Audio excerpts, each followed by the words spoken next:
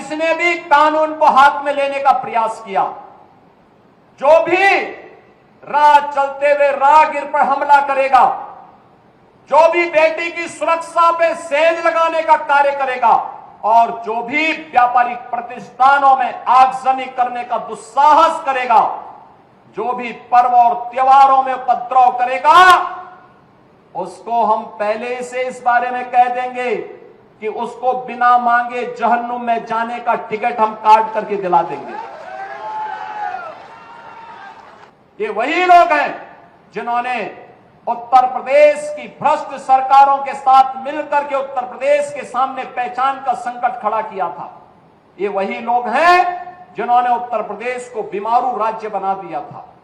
ये वही लोग हैं जिन लोगों के दंगों के कारण प्रदेश में कोई निवेश नहीं आता था, कोई उद्योग नहीं लगता था, कोई विकास का कार्य नहीं हो पाता था। और आज पिछले 8.5 वर्ष के अंदर उनकी मंशा सफल नहीं हुई। अब नए नए तौर तरीके अपनाने का कार्य कर रहे हैं, लेकिन याद रखना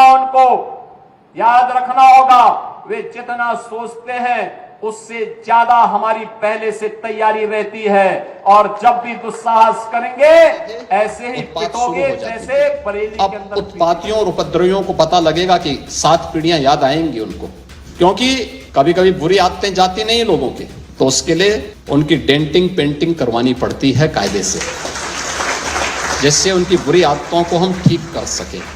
और यही डेंटिंग पेंटिंग आपने देखा होगा कल बरेली के अंदर, वो मौलाना भूल गया कि शासन किसका है।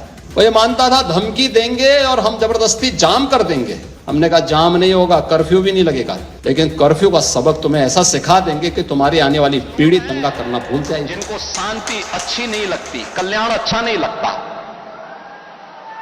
कल्याण अच्छा नहीं लगता, जब भी कोई हिंदू पर्व और त्योहार आता है उनको गर्मी आने लगती है, और उनकी गर्मी को शांत करने के लिए हमें डेंटिंग पेंटिंग का सहारा लेना पड़ता है।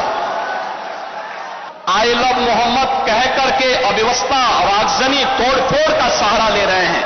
उन्हें मालूम है ये शारदीय नवरात्रि है, विजयादशमी का पर्व है, और शारदीय नवरात्रि को अगर अव्यवस्था पैदा करोगे, चंड मुंड बनकर के कार्य करोगे, तो मां भगवती कभी बर्दाश्त नहीं करने वाली है। मां भगवती तो ऐसे चंड और मुंडों को रोकने का ही कार्य करती है। इसीलिए सभी सनातन धर्मावलंबी मां भगवती दुर्गा की पूजा इसीलिए करती है जिससे शक्ति अर्जित कर सके।